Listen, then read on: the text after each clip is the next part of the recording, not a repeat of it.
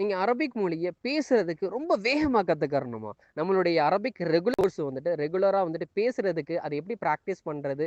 அப்படிங்கிறத கம்ப்ளீட்டா ஃபோக்கஸ் பண்ணி டிசைன் பண்ணியிருக்கிறோம். ஸோ அரபிக் மொழி யார் கத்துக்கணும்? ரொம்ப முக்கியமான கொஸ்டின். முஸ்லிம்கள் மட்டுமா? கண்டிப்பா கிடையாது. குர்ஆன் எதுல இறங்கியிருக்கு? அரபிக் மொழியில இறங்கியிருக்கு. குர்ஆன் யாருக்கு இறங்குச்சு? முஸ்லிம்களுக்கு மட்டுமா? கண்டிப்பா கிடையாது. இது 2மே வந்துட்டு அகிலத்தார்களுக்கு, ஓகேங்களா? முழு மனித சமுதாயத்துக்காக இறக்கப்பட்ட ஒரு வேதம் தான் குர்ஆன்.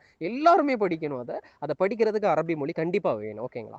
2வது அரபி மொழி கத்துக்கிறதுனால நம்மனால என்ன பண்ண முடியும்னா, பல அரபு நாடுகளோட வணிகம் பண்ண முடியும். நீங்க பல நாடுகளோட வணிகம் பண்ணக்கூடியவங்களா இருந்தாலும் சரி, இல்ல பல நாடுகளுக்கு பயணம் செய்யக்கூடியவங்களா இருந்தாலும் சரி, இல்ல பல கண்ட்ரியினுடைய கல்ச்சர எக்ஸ்ப்ளோர் பண்ணக்கூடியவங்களா இருந்தாலும் சரி, இதுக்கு ஒரு பிரிட்ஜா இருக்கும் அரபி மொழி கத்துக்கிறதுக்கு, ஓகேங்களா? உங்களுடைய அரபி மொழியை கத்துக்கிறதுக்கான பயணத்துல எங்களையும் சேர்த்துக்கோங்க. இன்னைக்கு நீங்க என்ன பண்ணலாம், நம்மளுடைய கிளாஸ்ல ஜாயின் பண்ணலாம். கீழே டிஸ்கிரிப்ஷன்ல நம்மளுடைய கிளாஸ்னுடைய என்கொயரி பண்றதுக்கான கான்டாக்ட் நம்பர் நான் கொடுத்துருக்கிறேன். அதில் கான்டாக்ட் பண்ணிட்டு உங்களுடைய ஸ்லாட் என்ன பண்ணிக்கோங்க, ரிஜிஸ்டர் பண்ணிக்கோங்க.